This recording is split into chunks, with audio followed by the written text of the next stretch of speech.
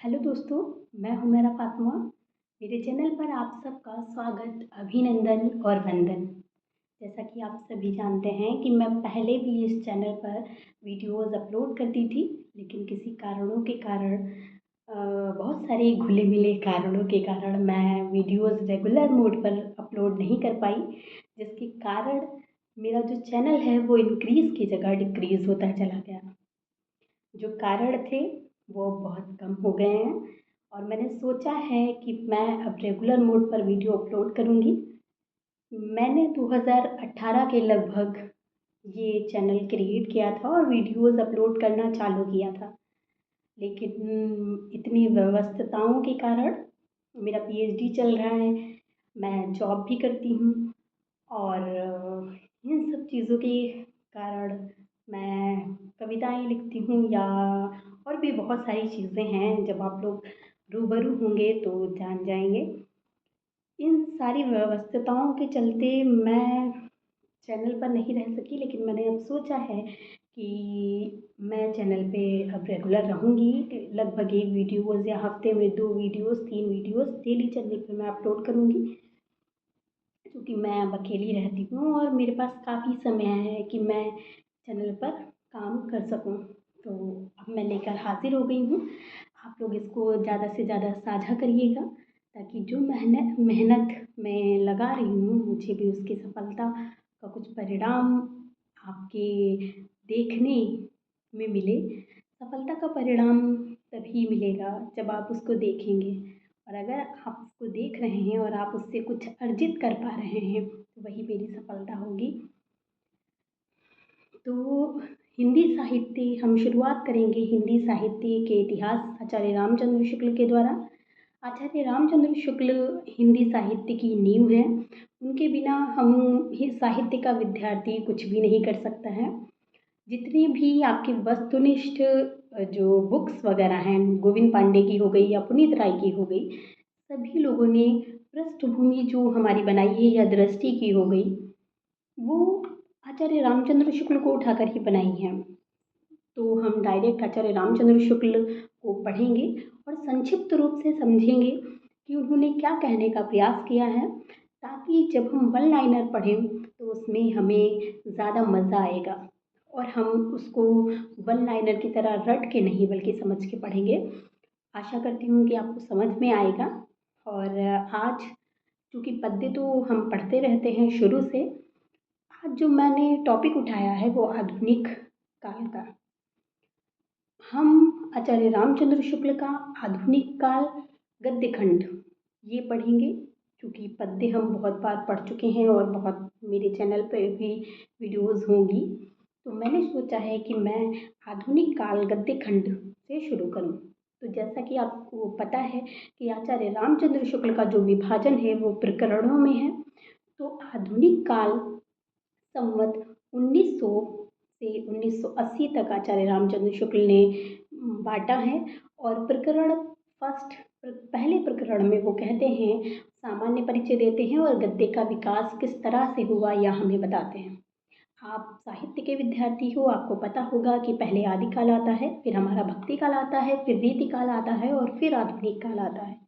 तो जब भी हम कोई काल पढ़ते हैं तो हमें उसके पीछे का काल ज़रूरी होता है देखना, कि उसमें क्या क्या विशेषताएं जो थीं और वो इनमें इस वाले काल में आई। तो अगर हम देखते हैं कि जो आचार्य रामचंद्र शुक्ल ने आधुनिक काल उठाया है, उसमें उन्होंने बताया कि गद्य का कैसे विकास हुआ है। तो रीतिकाल तक आपको पता है कि जो पद्य है वही साहित्य था, पद्य में ही सारा साहित्य रचा जाता था। पर रीतिकाल से थोड़ा थोड़ा छुटपुट गद्य लिखा जाने लगा। चूँकि रीतिकाल की भाषा ब्रज भाषा थी, तो जब गद्य लिखना की शुरुआत हुई तो वो भी ब्रज भाषा में ही शुरू किया गया।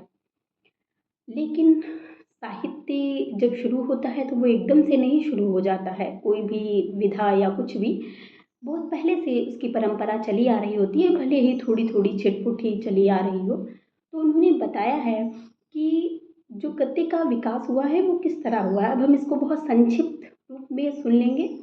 तो आधुनिक काल के पूर्व गद्य की अवस्था शीर्षक उन्होंने दिया है और उसमें उन्होंने बताया है कि जो आधुनिक काल के पूर्व गद्य की अवस्था थी उसमें हठयोगी और जो गोरखपंथी थे आदिकाल के, उसमें कोई एक राजस्थान के गोरखपंथी हुए हैं जिन्होंने पुछिबा कहिबा करके अपनी चीज़ों को रखा है, गद्य लिखा है। तो ये 1400 के आसपास मिलता है और ये जो गद्य का प्रथम नमूना हमें मिलता है। फिर उसके बाद में उन्होंने बताया कि जो कृष्ण भक्ति काव्यधारा है, जिसमें विट्ठल नाथ हैं वल्लभाचार्य जी के पुत्र, उन्होंने लिखा है श्रृंगार रस मंडन, जो कि एक गद्य रचना है। लेकिन ये इसकी भाषा ब्रज है, लेकिन भाषा जो है वो बहुत ही अपरिमार्जित और अव्यवस्थित है। चूँकि पहला ग्रंथ था शुरू का, तो शुरुआत में थोड़ा अटपटा और सारी चीज़ें चलती हैं, लेकिन उसको भी इन्होंने आचार्य रामचंद्र शुक्ल ने काउंट किया है।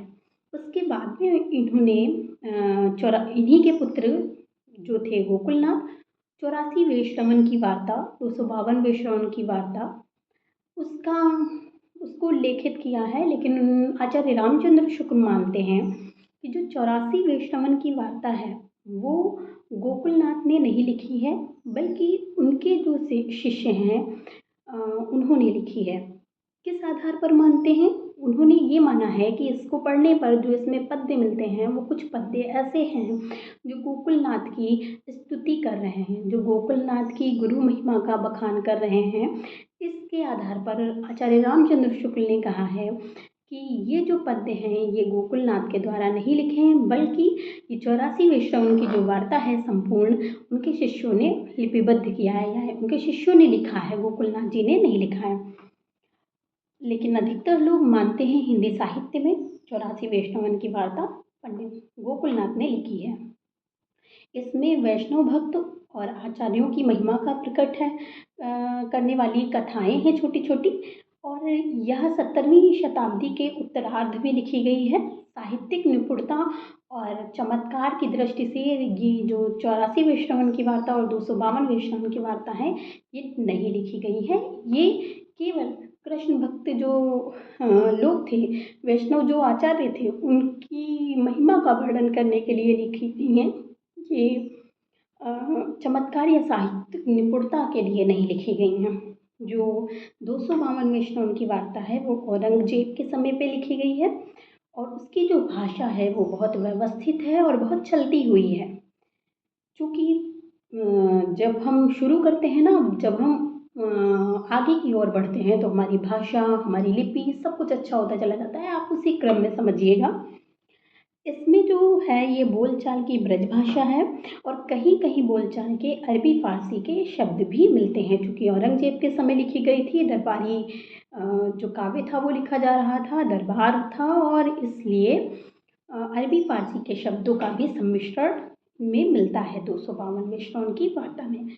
उसके पश्चात नाभादास जी को इंक्लूड किया है। नाभादास जी जो हैं उन्होंने अष्टायाम लिखा है, सभी को पता है 1680 के आसपास। मैं जब आचार्य रामचंद्र शुक्ल की आप बात करिए तो आप संवत में ही सब कुछ याद करिए, क्योंकि कई बार ये होता है कि हम संवत और सन निकालने में कंफ्यूज हो जाते हैं और कभी कभी हम शुक्ल की किताब में सन ऊपर लिख के सन याद कर लेते हैं। आप पूरा शुक्ल का इतिहास पढ़ते हुए संवत याद करिए, ताकि अगर आपको पेपर में सन भी मिले तो आपको ये याद रहे कि आपने शुक्ल का इतिहास पढ़ते हुए जितने भी सन याद किए थे वो सब संवत में याद किए थे, ताकि आप वहाँ काउंट कर लें, 57 साल माइनस कर दीजिएगा तो इससे कन्फ्यूज़न नहीं होगी। ये सब मैं अनुभव के आधार पर बता रही हूँ, मैंने भी ऐसा किया है।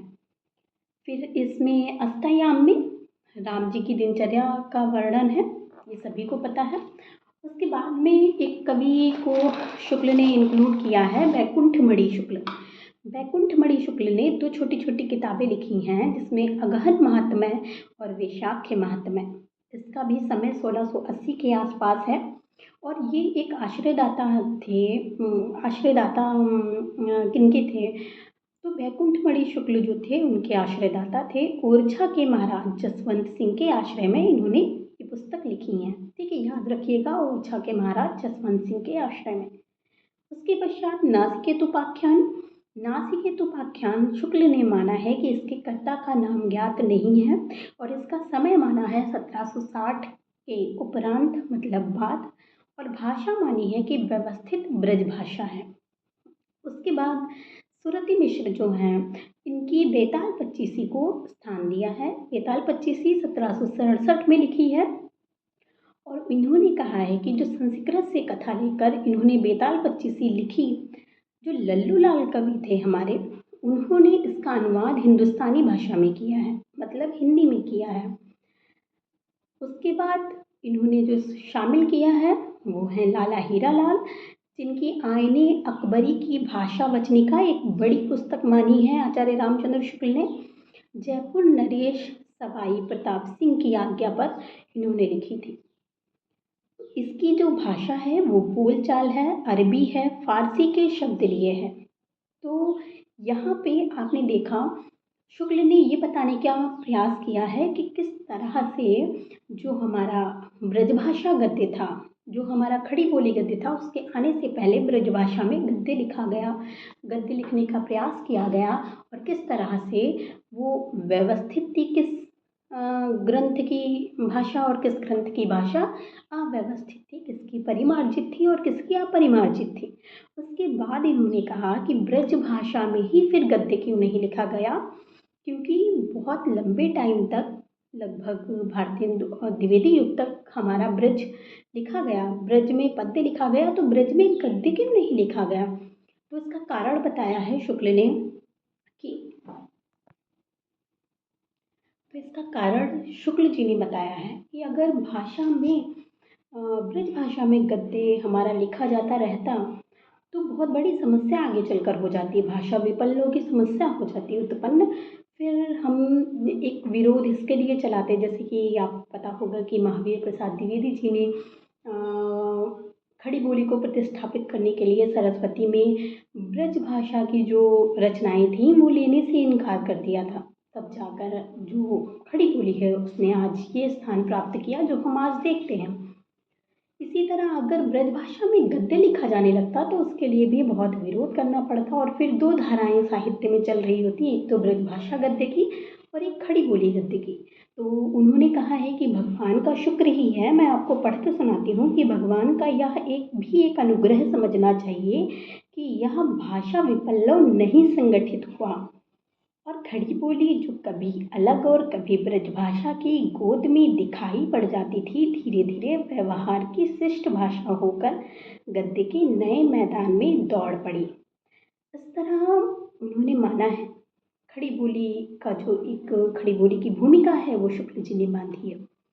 उसके बाद में उन्होंने कहा है कि जो ब्रज भाषा में बाद में बहुत छिटपुट गद्य की रचनाएं लिखी गई, कुछ लिखी भी गई तो वो बस केवल टीकाएं थीं और टीकाएं भी इस तरह की लिखी गई कि उनकी जो ब्रज भाषा थी वो भी परिमार्जित नहीं थी, वो भी बिल्कुल पद्य लगती थी, गद्य वो थोड़ी सी लगती थी और पद्य वो ज़्यादा लगती थी।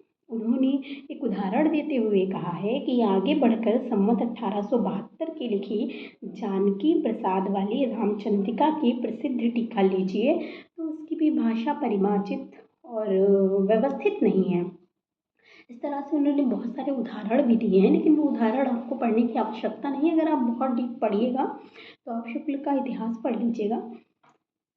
उसके बाद में उन्होंने कहा है कि इस ढंग से सारी टीकाएं और भाषा सब अपरिमार्जित थी। उन्होंने एक सरदार कवि का उदाहरण भी दिया है और कहा है कि उनकी कवि प्रिया और रसिक प्रिया सतसई पर जो टीकाएं हैं वो भी भाषा में अनगढ़ और असंबद्ध है, उनकी भाषा अनगढ़ है।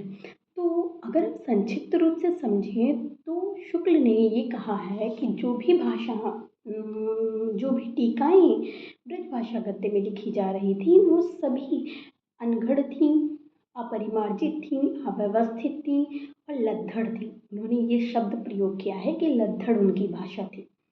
तो इसीलिए उन्होंने एक कोट करना चाहूँगी मैं उनका वाक्य कि जिस समय गद्य के लिए खड़ी बोली उठ खड़ी हुई उस समय तक गद्य का विकास नहीं हुआ था, मतलब गद्य का विकास हुआ नहीं था। ब्रजभाषा में गद्य का अगर विकास हो जाता तो ये एक दुतरफा स्थिति हो जाती, उसका कोई साहित्य नहीं खड़ा हुआ था, इसी से खड़ी बोली के ग्रहण करने में कोई संकोच नहीं हुआ। आशा करती हूँ कि आपको ये समझ में आया होगा। एक बार मैं पुनः फिर से रिपीट कर देती हूँ कि किस तरह से उन्होंने बताया और मैंने आपको किस तरह से समझाया कि आधुनिक काल में 1900 बांटा गया है, 1980 तक गद्य खंड नाम दिया है, प्रकरण 1 है, साहित्य परिचय शीर्षक है और उसमें सामान्य परिचय और गद्य का विकास शीर्षक है।